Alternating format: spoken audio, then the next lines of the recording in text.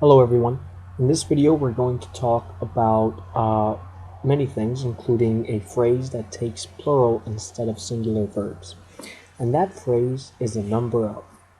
For example, we can say a number of people are going to arrive. We don't say a number of people is going to arrive. We say a number of people are going to arrive. A number of mistakes were made, not a number of mistakes was made. A number of cars are going to be fixed. Notice it's are. We don't say a number of cars is going to be fixed. So whenever we say a number of, we need a plural verb. Now let's talk a little bit about how the test makers separate or make it difficult to isolate the verb and the noun in the question.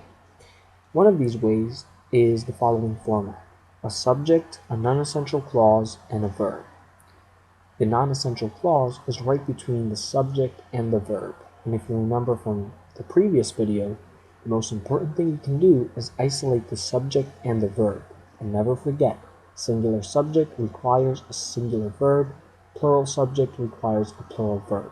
The fact that we have a non-essential clause in between makes it hard to distinguish what is the subject and what is the verb.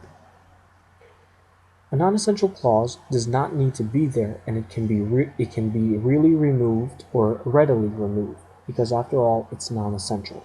For example, if we have the sentence green tea, which is very popular in South China, takes time to prepare, we know that the non-essential clause is which is very popular in South China. That's a non-essential clause that doesn't need to be there. It's simply describing something about green tea. Now we can take it out of the sentence without affecting the meaning of the sentence. That's one way that the SAT makes it difficult to distinguish what is the subject and what is the verb. Another way is by having a subject, a prepositional phrase, and then a verb. Instead of having a non-essential clause, we now have a prepositional phrase. And what is a preposition? Well, think of the word preposition. To get the word preposition, you combine the words pre and position. Now, pre indicates time, position indicates space. So preposition is any word that indicates location in time or space. That's what a preposition is. Changes in the balance of movement seem very dangerous. Can you identify the prepositional phrase in that sentence? Prepositional phrase in that sentence is going to have to start with a preposition, which we determined is a word that indicates setting in time and place.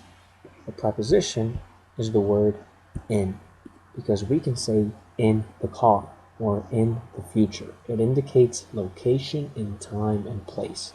Here, in this sentence, we're saying in the balance of movement.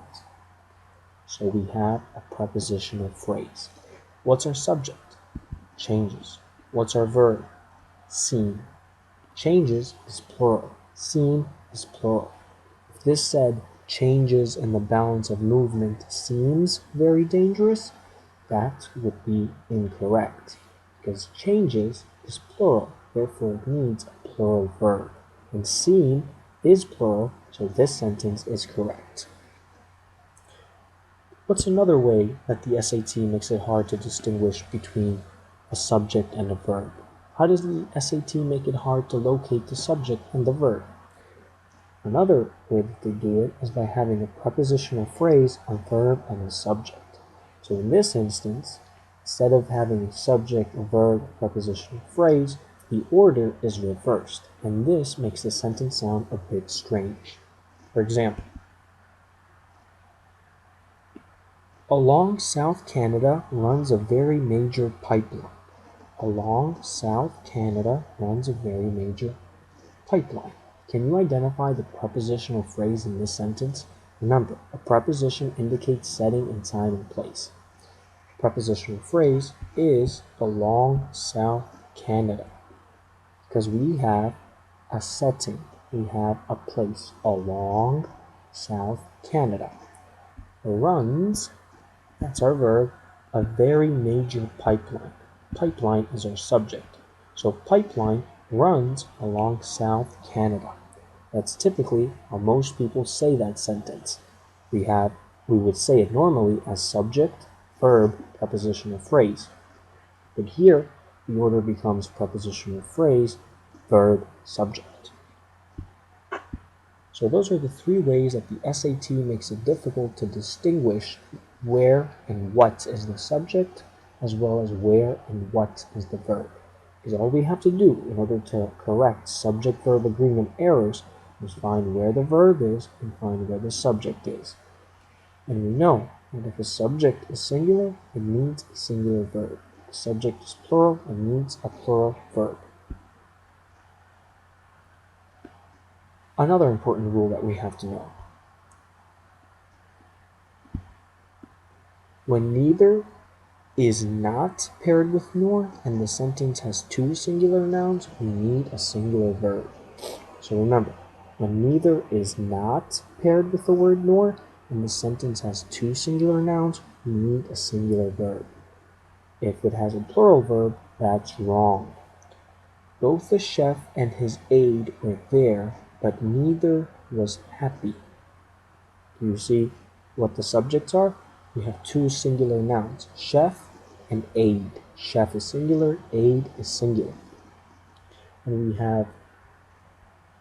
we have neither used in the sentence, but we don't have the word nor. So if we have a singular subject along with another singular subject, and we have the word neither, but we don't have the word nor, we're going to need a singular verb.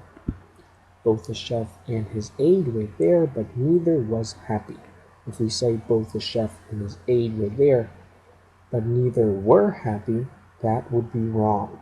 Notice how acceptable the wrong version sounds. The test takers, the test makers, actually do this on purpose. So that's why you cannot go based on how it sounds. You have to follow the rules that I'm giving you. Another sentence. Jim and Steve wanted to go home, but neither was going to leave. We have Jim, a singular subject, Steve, a singular subject, and was a singular verb. That makes sense. And also we have the word neither, but we don't have the word nor. And if you look at the rule, when neither is not paired with nor, and the sentence has two singular nouns, we're going to need a singular verb. That makes sense. Jim and Steve wanted to go home, but neither was going to leave. That is accurate. Jim is singular, Steve is singular, neither is there, nor is not there, and was is singular. Let's see what we have next. That's it. So those are the ways that the SAT makes it difficult to distinguish what the subject is and what the verb is. Remember, all you have to do is locate the subject and locate the verb and make sure that they match. So we can have a subject, a non-essential clause, and a verb. Non-essential clause can be removed. It doesn't need to be there. It is typically found between commas, like it is right here. And if we remove this, the sentence still makes perfectly fine sense. We can have a subject, a prepositional phrase, and a verb. Remember, a preposition indicates setting in time and place, because the word says pre and position. Pre talks about time, position talks about place.